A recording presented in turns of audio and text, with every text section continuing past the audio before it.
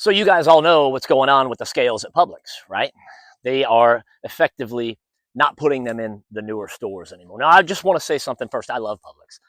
And the reason I love Publix is it's the first job that I ever had, really, where I wasn't cutting grass or throwing newspapers. You know, I had to fill out an application, punch in, punch out. It was like a real job. I was 14 years old, and they would hire you at 14 then. I don't know if they do now or not. It was Stewart, Florida, store number 241, if you're familiar, man. That is where it all started.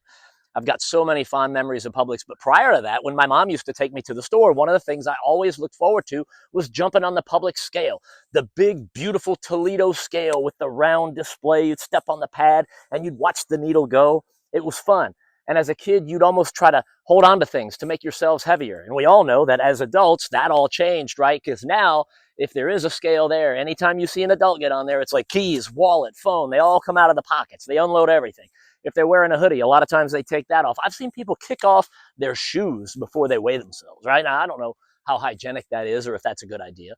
Hell, I took crap because on the flood videos I did a month and a half ago, I was walking around in the flood waters with no shoes and everybody was riding me about that. So I have no room to talk. But I want to tell you where I discovered this. This was at the store that we call the Little Publix in Claremont, Florida, which is where I live.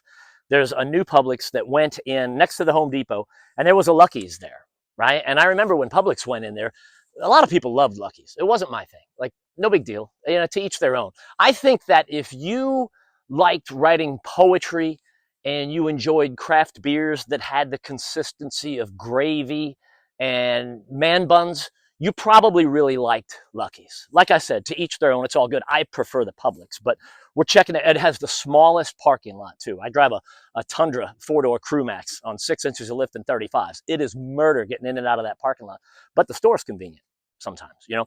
So we go in there, Julie and I, and we're checking out, and I asked the little girl, I'm like, hey, where do I go weigh myself? Where's the scale?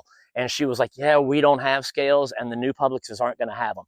It was similar to being in a crowded nightclub where the record scratches and all the lights come on. You're like, what? What am I hearing? This can't be true, you know? So, of course, she kind of explains it to me briefly, and we go home. I get on the internet and I look it up, and it's true. It's true. So basically, I guess the Toledo company quit, went out of business. You know, there's still scales and pieces and parts, and Publix has a bunch of them warehoused, according to what I looked up. And they'll keep fixing them, you know, as long as they can.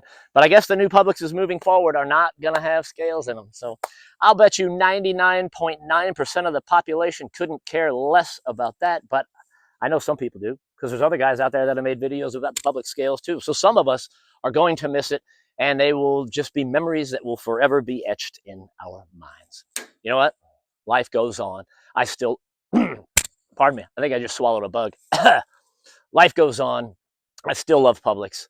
And Publix, just please don't stop making the chicken. Cool. Thank you.